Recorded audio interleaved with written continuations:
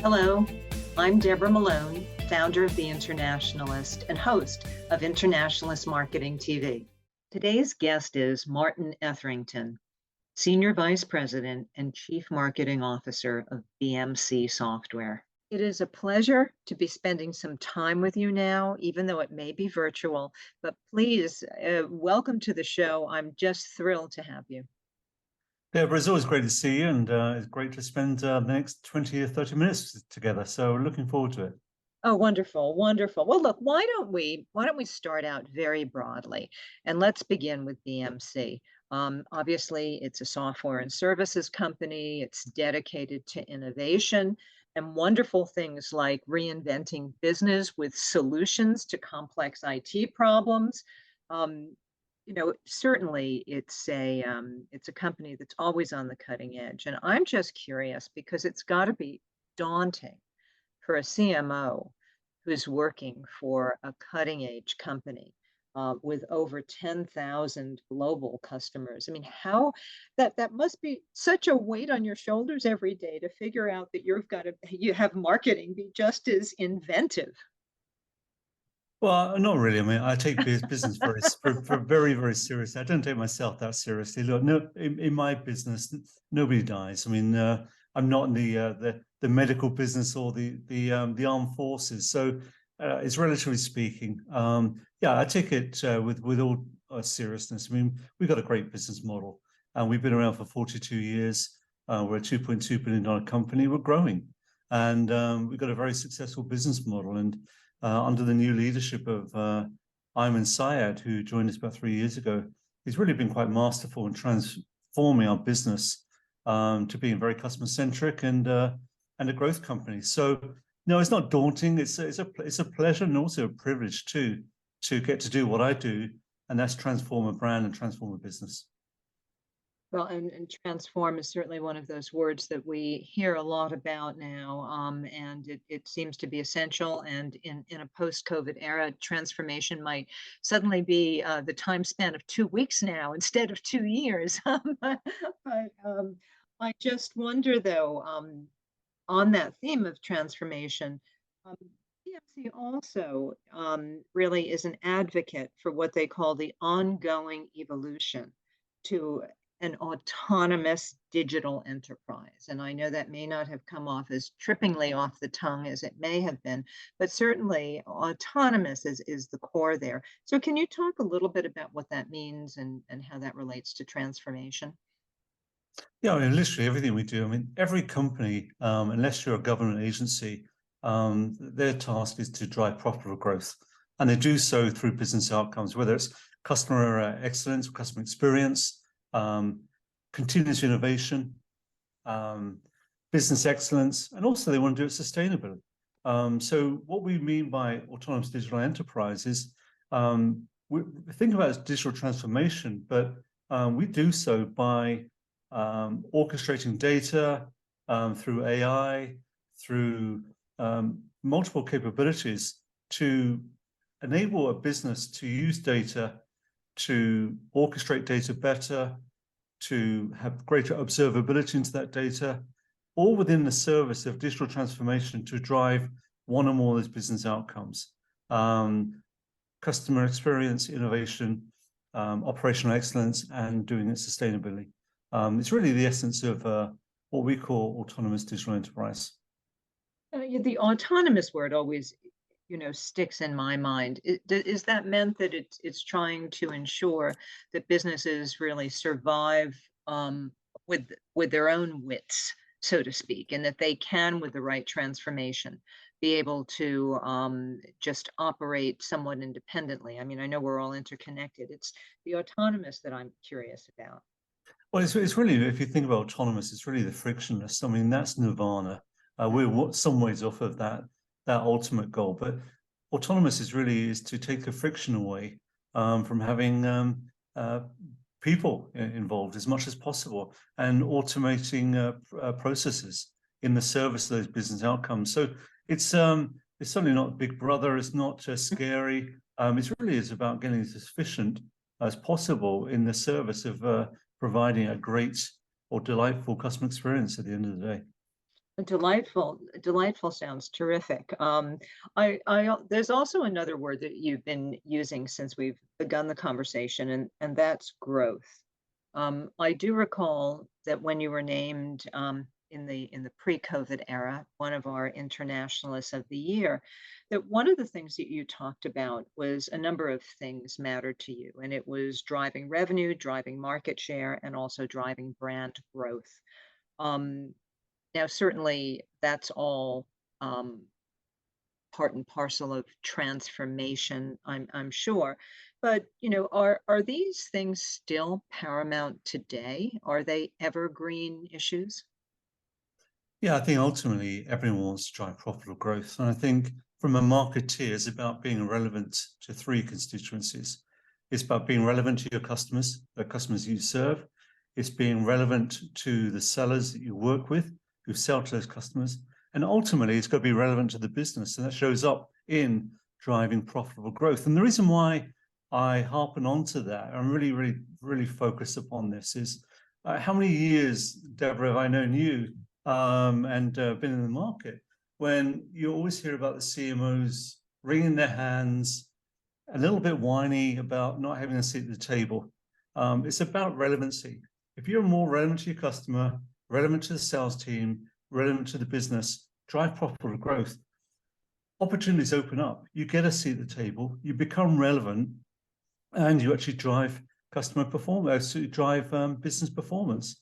That, for me, is the testament of any good executive, and it certainly should be part and parcel of every CMO's agenda. What gets in the way of that then? Why don't CMOs just do it? Or is it a little bit easier when you're more of a B2B or a technology company to be able to do that? No, I think there's multiple factors. That's just a very, very good question, because I think sometimes CEOs lack an understanding of what marketing does, and many functions do. And you've got to be very forthright in what your growth agenda is. You've got to be very specific of what your strategic objectives are, and then also have measurable outcomes. And how many marketeers fall straight down to the media mix or the sexy side of things, the activities? I like to turn that around by saying, what outcomes are we going to drive? What strategic objectives does that support?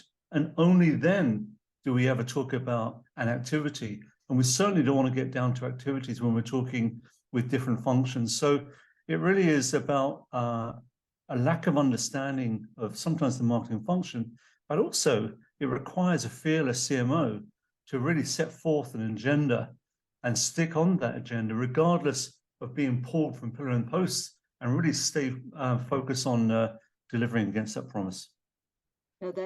No, I agree. And it sounds like you've just got to put the business objectives first and then talk about how you can do that. And I've seen so many companies do such a large disservice to marketing by thinking that it's only advertising or media, as opposed to being very much involved in the whole strategic process and the sales process, particularly now that so much more is automated, so much more is virtual. So it's very it's interesting, and I'm sure there's still challenges at some companies for some CMOs to step up. But it's you make it sound like it's all very possible. Oh, it is. And I think the word you just used, step up, and I think it's good, comes back to the fearless CMO. You've got to step up, you've got to step in, and you've got to lean in towards the business. And you've got to also make sure that you may not always be popular. And leadership is not necessarily being popular all the time. So that stepping up is certainly the right word to use. Yeah, and that's something that we sometimes forget about as well. Yeah, that it's not always popular. It must be at kind of challenging times now because everyone is so very much concerned about economics and economic instability or just uncertainty in some ways. So how does that affect a growth agenda? Because I know you're very much you're pro driving that growth agenda. But what happens then when there's other circumstances? I think we're actually at BMC, we're quite fortuitous because if you think about where we play really on a company's infrastructure. So all of the Fortune 100, 200 companies run their infrastructure on BMC. And try telling the CEO of Southwest that infrastructure is not important. That's really when I think it really came home to me how critical infrastructure is. A software infrastructure is so important. So going back to the fact you've got some economic headwinds, our customers are having some tough times, but fortuitously we are pretty sticky in terms of the respect that we do run customers' businesses. We are now hearing that customers have got to do a lot more with a lot less. So we're working with the customers to ensure we optimize our offerings and help them get more successful with their current investments. I love that you said that. Quite a number of people, even at Davos, said that they had to do more with less, and I think that was actually Microsoft's CEO, who was one of the people who was talking very much about that. But that it's very interesting because, from what I understand, you also have a view on what you call lean marketing, and I'm wondering if the two integrate somehow. Is your lean marketing ideal really the template for doing more with less? Actually, it's probably actually a good way of thinking about it. I mean, lean is really a mindset and really about leadership. It's really built on two pillars. There's pillars of continuous improvement and teamwork, and really having a growth mindset. And I'm a big fan of cycling, and there's a great British cycling manager called Dave Brailsford, who's come up with the notion of the aggregation of marginal gains. Now, if you think about 1% if you get 1% improvement of performance over a year, that's 37% gain in performance. You get that compound in one area of your business. You imagine if you start putting that all together. So it's really the notion of continuous improvement is looking for ways to do things more efficiently, more effectively, and doing it repeatedly over a sustained period of time. And it's really just a removal of waste, if you think about it like that. And there's also then, when you get to delivering a result, how do we do it better? And it's also thinking with your mind first before reaching for the wallet. So it's a different mindset of how you actually address things. Could be deemed as doing more with less? Yeah, it could be. But I think it's just about good business hygiene, good operational rigor, and something I've applied now in the last 3 or 4 companies I've worked for, and just applied it now with my function here at BMC. No, I find it fascinating, because I think that, as budgets ebb and flow, people are always thinking like, oh, I just can't wait for the lean times because I can spend more to learn more, or something along those lines. And I really liked what you said, that you have to start with your mind first, before you take out your wallet. And marketing had been one of those areas that had always been, perceived as a cost rather than an investment. And it's nice Yeah, to. it's always you reach for the mind before you reach for the wallet, and that's sometimes counterintuitive, particularly marketeers when they do like to reach for the wallet. I'm not saying they don't reach for the mind, but yeah, it's just a different philosophy that I have, and it's worked very well for me and the companies I've actually worked for. No, I love it. I actually, now I'm really curious about your cycling gentleman, because, the aggregation of marginal gains. I mean, you can even look at that another way. I mean, I know that's from a sports analogy, but, you could even look at dieting. Everyone is looking to lose 10 pounds, but maybe losing a half a pound, consistently is what makes the difference. I mean, it applies both ways, right? Yeah. Absolutely. I mean, if you take Brailsford's, he picked up the British national cycling team. They had 1 gold medal. I think it was back in Barcelona, and I think it was the China Olympics. They had, I think it was about 20 gold medals. And his notion of getting 1% gains was he basically changed different levels of saddle training. He had a psychologist come in. He was getting 1% marginal gains everywhere. You put it together in a team. It's quite incredible. And there's a book called Atomic Habits that also discusses the aggregation of marginal gains. So how many of us want to go swing for the fence but it's the singles and doubles over a period of time that get to you where you want to get to, whether it is dieting or even investing. No, I love it. I love it. And I was just one of those, dieting was just one of those things that was like a negative as opposed to a positive, but I thought it was quite interesting. If you don't mind, let me just switch gears for a moment because, you can't talk about marketing without talking about certain buzzwords. Although I sometimes wonder if it's marketing itself that makes these concepts buzzwords, I'm not sure yet. But I'm curious about your perspective of what it is to be a purpose-driven company. And I don't know if purpose-driven comes in the pursuit of excellence and the gains that we've been talking about, or it obviously it's an overused word. So, we now have purpose washing, we now have people with purpose fatigue. But I also believe that when purpose is done right, it can make a difference to so many. I mean, not only customers, but and the business itself, as you had mentioned before, but the employees, the communities that one serves. So I'm just curious, how do you view that in your kind of worldview of what it means Yeah. to grow? No, I think look, if you'd asked me this 3, 4 years ago, I may have called myself a purpose um, skeptic. I may have even called myself a purpose cynic. Hmm. But I can tell you, Deborah, before COVID, in my former role, we were in transitioning our transforming our positioning and also our purpose. And so we developed a purpose of we transform how businesses work and people live through the power of data. And it was a slogan, and nobody really gave it much credence until we hit COVID. Hmm. And it's that transition how um, people live.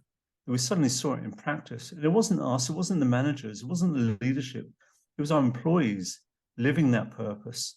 That purpose defined as being a reason for being. And we saw it really take off, and we really leaned into that purpose.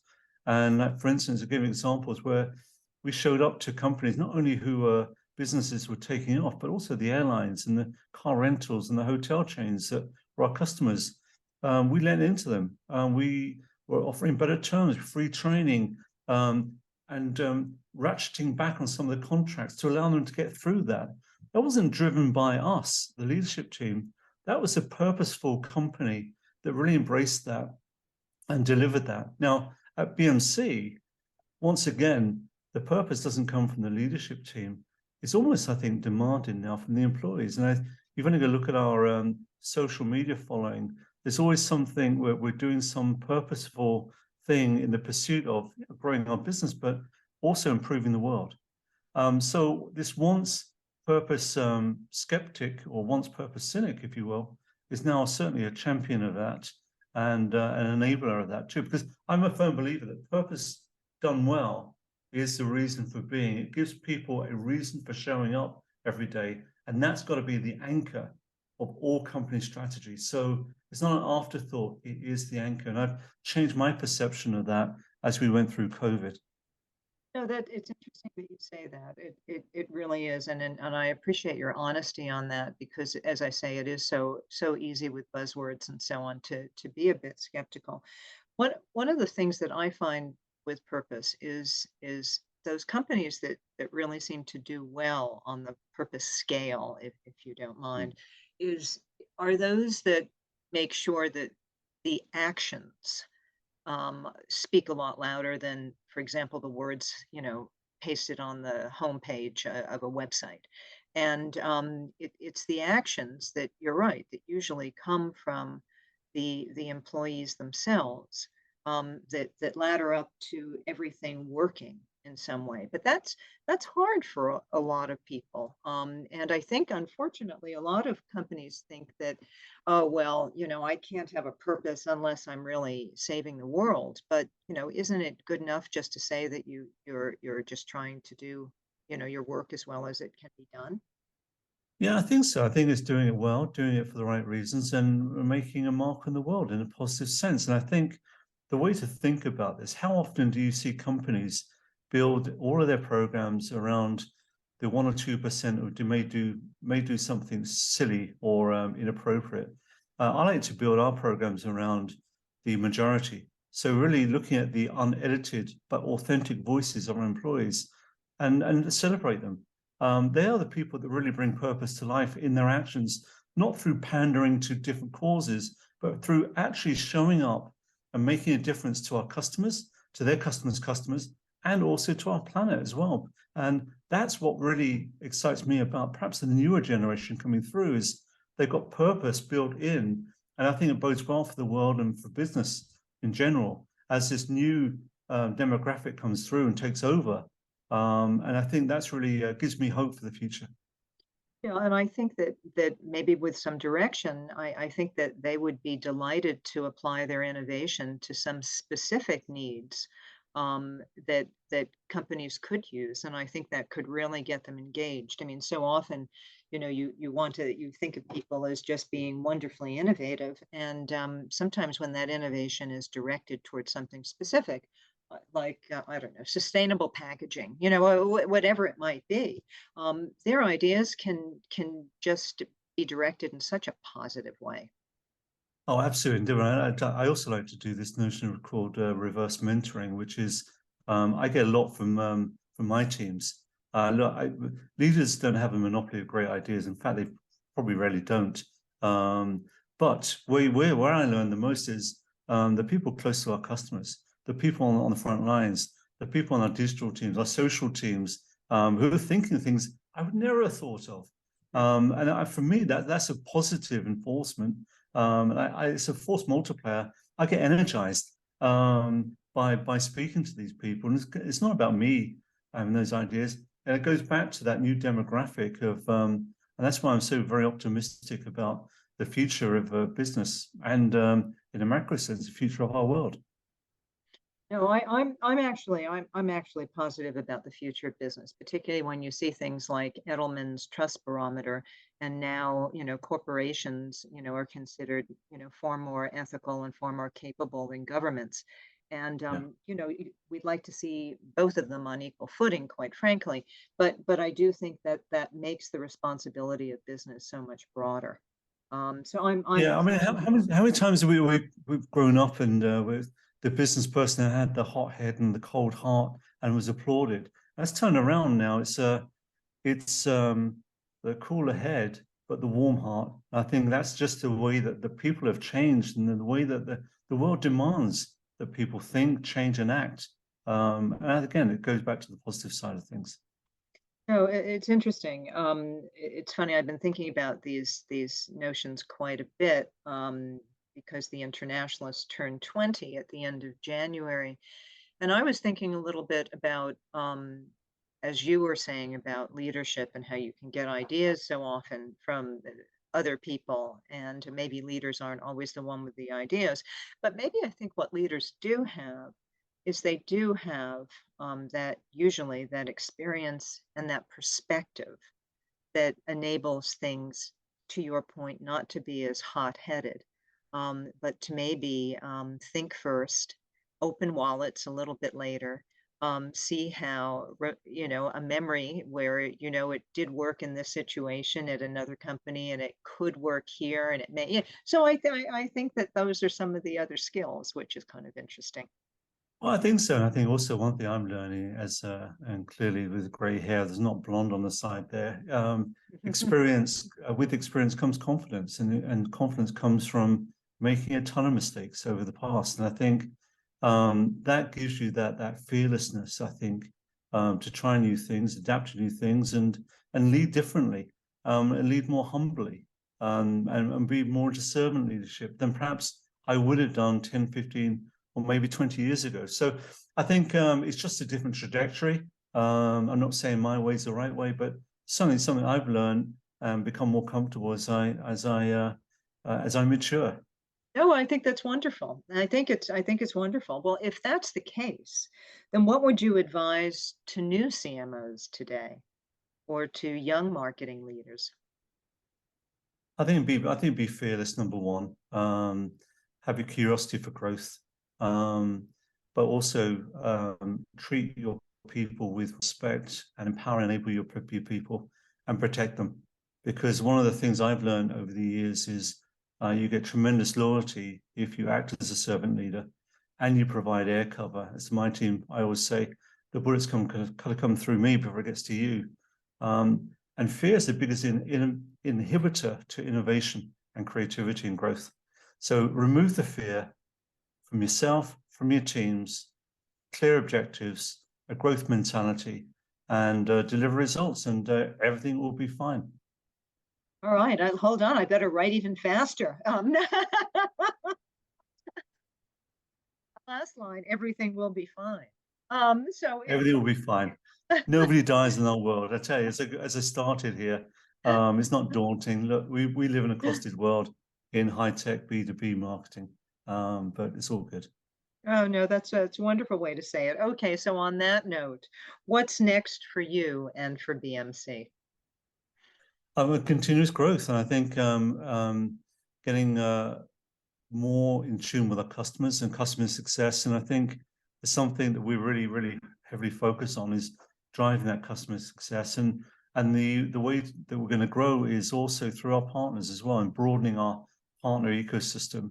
So it's really driving our growth agenda for the next few years. And we've got an extraordinarily bright future. Our strategy is working. We've got a tremendous culture. And that's one of the things that drew me to BMC, and culture is, in my definition, values plus behaviors. Many companies have values, but I see that show up every day with behaviors. And for me, in my stage of my career, the culture was critical for me making this choice, as indeed was driving that growth agenda. No, that's very wise. I'm not sure who said it. It could have been Peter Drucker, and it may not have been. I'm not sure, but there's this expression that culture eats strategy for breakfast. And I honestly, when I first heard that, I wasn't entirely sure what that means until you become involved with corporate culture that may not exactly align with your own personal way of working.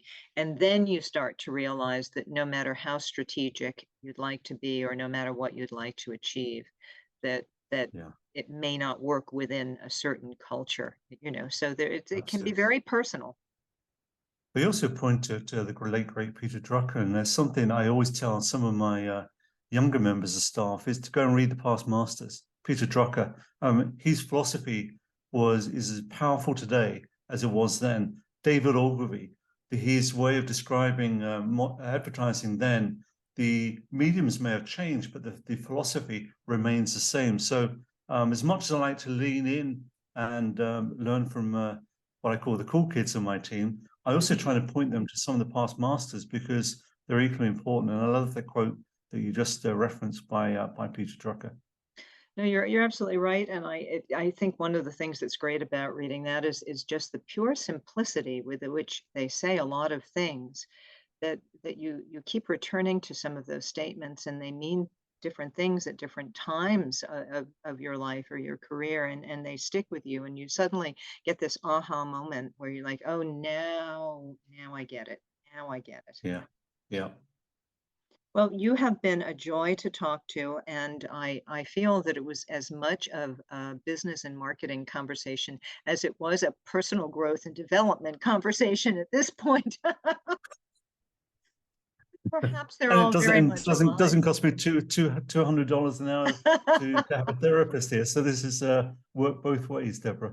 No, but I do think that what you say is very important in a world where things sometimes can be overly complex, and I'm not trying to diminish that because things are complex, but sticking to certain basics and certain thinking so that you can achieve those outcomes that you talk about is something that you really must continually remind yourself about, when you're in the midst of chaos all the time. Yeah, yeah, and I think I know the internationalists preach this too, which is really there is a bright future ahead of us, and it's that intent and trusting the human society, the element to prevail, and I think we will prevail because there's so much going on, so much goodness, so much badness in the world, but the goodness will prevail too. So that's why I'm always optimistic for the future. That's wonderful. Well, with that note, we'll have to come back and visit with you soon and see how all of this progresses and what else we can learn from you. Great. It's been a pleasure. Thank you. Thank you. Bye-bye. The Internationalist focuses on the continual reinvention of marketing by highlighting inspirational marketers around the world and their ideas as they move the industry forward. Internationalist Marketing TV shares these perspectives through interviews and personal stories. Thanks so much for watching. If you find this kind of content helpful, please click like or subscribe. Again, thanks so much.